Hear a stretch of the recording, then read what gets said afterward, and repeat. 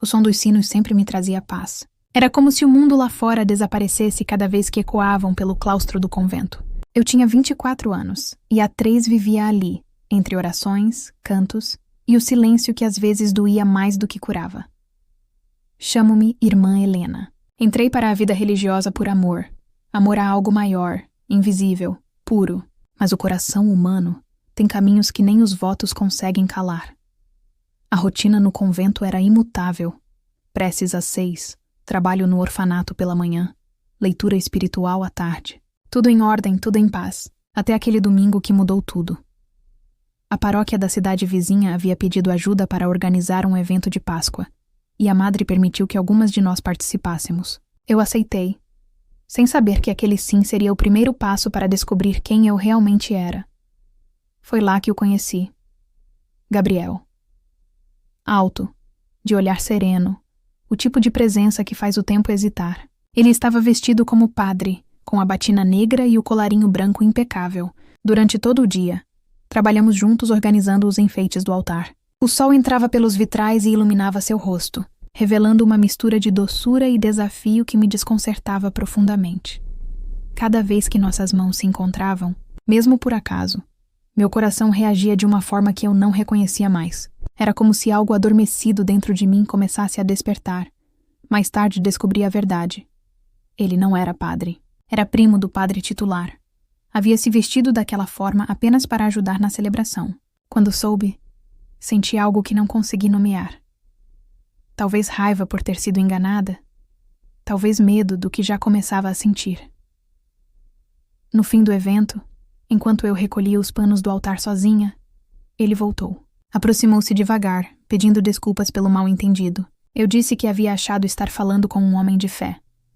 Ele respondeu com uma pergunta que ficou ecoando em minha mente. Se a fé não podia existir também em quem duvida. Naquele momento, com o cheiro do incenso no ar e as velas ainda acesas, esqueci por um instante quem eu era. Esqueci o hábito, os votos, todas as regras. Só percebi o quanto era profundamente humana. Ele me perguntou o que eu estava sentindo. Respondi que sentia medo. Não dele, mas de mim mesma. Ele estendeu a mão sem me tocar, deixando os dedos próximos o bastante para que eu sentisse o calor. Disse algo sobre Deus nos testar de formas que não entendemos, sobre como talvez aquilo não fosse pecado, mas apenas um espelho da nossa própria humanidade. Saí correndo antes que ele dissesse mais alguma coisa. Voltei ao convento com o véu tremendo ao vento, o rosto em chamas e o coração dilacerado entre o que sempre fui ensinada e o que começava a sentir. Naquela noite não consegui dormir. Rezei intensamente e pedi perdão por algo que nem havia acontecido. Ou talvez já tivesse acontecido dentro de mim, naquele lugar secreto onde guardamos nossos desejos mais verdadeiros. Tentei esquecer. Afundei-me nas orações, nos trabalhos, nas leituras sagradas. Mas cada página que virava me trazia de volta àquele momento na igreja, aquele olhar, aquela sensação de estar viva de uma forma que há anos eu não experimentava. 2 semanas depois, recebi uma carta dele. Palavras simples, mas devastadoras. Dizia que não queria me tirar do meu caminho, mas precisava que eu soubesse. O que ele havia visto nos meus olhos não era pecado, era vida. Era verdade. No final, deixou o endereço da casa paroquial e disse que estaria lá todas as quintas à noite, caso eu quisesse conversar. Li aquela carta tantas vezes que as palavras se tornaram parte das minhas preces. Durante 3 semanas resisti. Na 4ª não consegui mais. Era uma noite de tempestade quando finalmente fui. O tipo de chuva que apaga os contornos do mundo e transforma tudo em sombra e possibilidade. Esperei até que todas as irmãs estivessem dormindo. Vesti uma capa sobre o hábito e saí pela porta lateral do convento. Cada passo até a casa paroquial era uma decisão. Cada batida de chuva no rosto, uma pergunta sem resposta. Quando cheguei, ele abriu a porta como se estivesse me esperando. Como se soubesse que eu viria. Disse que não deveria estar ali. Ele concordou. Disse que aquilo era errado. Ele concordou novamente. Mas depois me convidou para entrar, pelo menos até a chuva passar. Ambos sabíamos que não era sobre a chuva. A casa era simples, com poucos móveis e luz baixa. O cheiro de café velho e livros antigos preenchia o ar. Ele me ofereceu uma toalha, e eu sequei o rosto com as mãos tremendo incontrolavelmente. Ficamos ali, em pé, apenas nos olhando. E naquele olhar havia anos de solidão, de votos pronunciados mas não sentidos, de noites acordada questionando se a paz que eu buscava era real ou apenas ausência de vida. Pedi que ele me dissesse que aquilo ia passar, que era apenas confusão, que amanhã tudo faria sentido novamente. Ele se aproximou devagar e disse que não podia me dar aquela resposta, pois seria mentira. Quando sua mão tocou meu rosto, algo em mim se quebrou e se libertou ao mesmo tempo. Comecei a chorar, sem saber se era de medo, alívio ou de um desejo tão antigo que eu havia esquecido seu nome. Confessei que havia passado 3 anos tentando me convencer de que não precisava daquilo, de que o amor de Deus era suficiente. Ele enxugou minhas lágrimas com ternura e disse algo que mudou tudo, que eu não precisava escolher entre Deus e aquele sentimento, que talvez ambos pudessem existir, que talvez Deus nos tivesse feito assim justamente porque o amor tem muitas formas, e então ele me beijou. Não foi como nos romances que eu havia lido antes de entrar para o convento. Foi mais profundo, mais devastador. Foi como acordar de um sonho longo e descobrir que a vida estava acontecendo do lado de fora o tempo todo.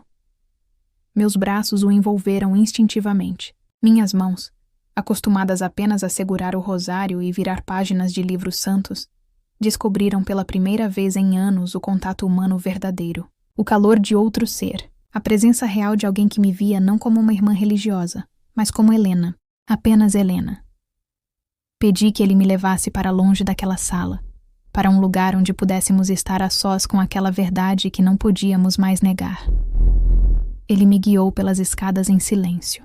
Cada degrau era uma escolha consciente, e eu escolhi subir cada um deles sabendo exatamente o significado daquilo. O quarto dele era pequeno e simples, quase monástico. Havia um crucifixo na parede, e aquela ironia não passou despercebida por nenhum de nós. Ele me deu uma última chance de voltar, mas seus olhos contavam outra história. Imploravam que eu ficasse. Não voltei. Com dedos trêmulos, comecei a remover o véu que cobria meus cabelos. Depois a touca branca. Meus cabelos caíram sobre os ombros pela primeira vez em 3 anos diante de olhos que não fossem os meus. Gabriel me observava com uma reverência que me fazia sentir ao mesmo tempo sagrada e profundamente terrena. Ele sussurrou que eu era linda. Eu corrigi dizendo que era apenas humana. Apenas e completamente humana, com todas as necessidades, desejos e fragilidades que isso implicava. Naquela noite, aprendi o que significava ser vista, ser tocada, ser desejada não apesar do que eu era, mas exatamente por isso. Cada momento era uma descoberta.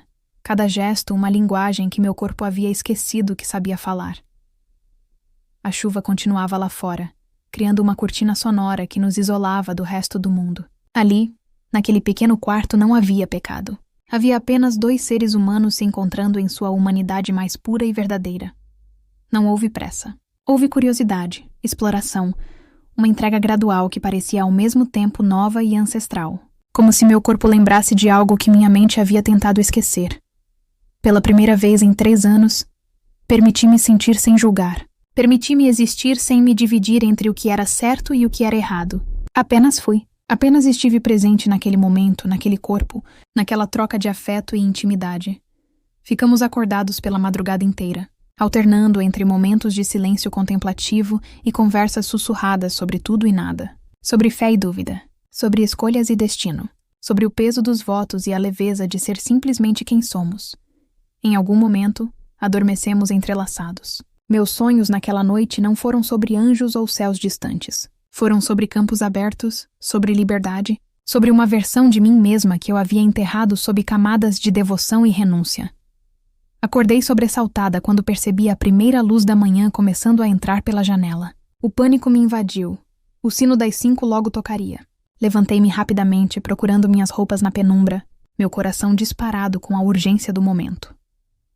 Gabriel segurou minha mão antes que eu saísse, seus olhos dizendo o que as palavras não conseguiam expressar completamente. Aquilo não havia sido um erro. Aquilo não havia sido uma queda. Aquilo havia sido um encontro. Talvez o mais verdadeiro da minha vida. Beijei-o uma última vez, memorizando cada detalhe daquele momento para guardar comigo. Depois corri de volta ao convento através das ruas ainda desertas, chegando segundos antes do primeiro badalar do sino. Fui direto para a capela e me ajoelhei no meu lugar de sempre. As outras irmãs começaram a chegar, sonâmbulas em sua rotina matinal. Mas eu estava completamente desperta, talvez pela primeira vez em anos. E pela primeira vez, não rezei pedindo perdão. Rezei agradecendo por estar viva, por ter sentido, por ter descoberto que a fé não precisa ser incompatível com a humanidade, por ter aprendido que talvez Deus nos tenha feito capazes de amar de muitas formas, justamente para que possamos escolher conscientemente qual caminho seguir. Nos meses que se seguiram, nos encontramos mais algumas vezes. Cada encontro era diferente, cada conversa mais profunda. Gabriel nunca me pressionou a deixar o convento. Nunca me pediu para escolher entre ele e minha fé. Apenas me ofereceu um espelho onde eu podia me ver completa, sem fragmentação, sem culpa. Ele me fez uma pergunta que ainda ressoa em mim. Se eu estava ficando ali por fé verdadeira ou por medo de sair. Não soube responder na hora, mas a pergunta ficou, ecoando em cada oração, em cada momento de silêncio no claustro.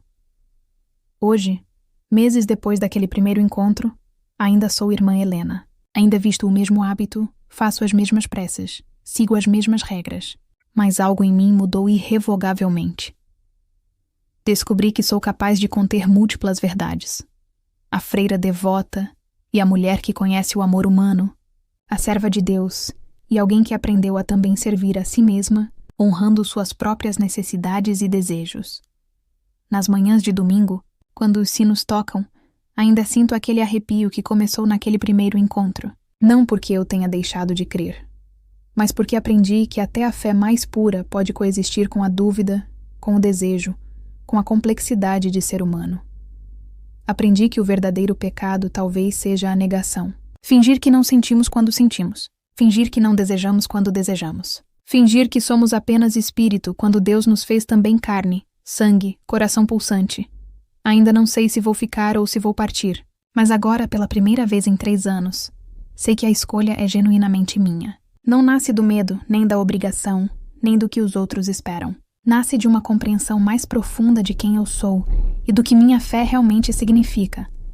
Às vezes, tarde da noite, quando o convento dorme e apenas o silêncio habita os corredores, penso naquelas noites com Gabriel, não com culpa, mas com gratidão. Gratidão por ter conhecido aquela versão de mim mesma. Por ter aprendido que a santidade não precisa vir da negação completa de quem somos. Talvez a verdadeira santidade esteja em aceitar toda a complexidade do que significa ser humano, abraçar nossas contradições e ainda assim escolher conscientemente nosso caminho. E se essa jornada me ensinou algo, é que o amor, em todas as suas formas, nunca pode ser um erro quando vem de um lugar de verdade e respeito. Seja o amor divino que me trouxe ao convento, seja o amor humano que me mostrou que ainda estava viva sob o hábito. Hoje, oro com mais sinceridade do que nunca, porque agora oro como alguém que conhece o peso da escolha, o custo da verdade, o valor da autenticidade. Oro como alguém que está verdadeira e completamente viva. E talvez seja exatamente isso que Deus sempre quis de nós. Não que fôssemos perfeitos, mas que fôssemos verdadeiros, que ficássemos inteiros. Mesmo quando isso significa abraçar nossas próprias contradições, que amássemos com coragem, vivêssemos com consciência e escolhêssemos nosso caminho não por medo, mas por fé genuína no que realmente somos. E você, o que faria se estivesse no meu lugar? Você acha que agi certo? Quero saber sua opinião. Compartilha nos comentários e até o próximo vídeo.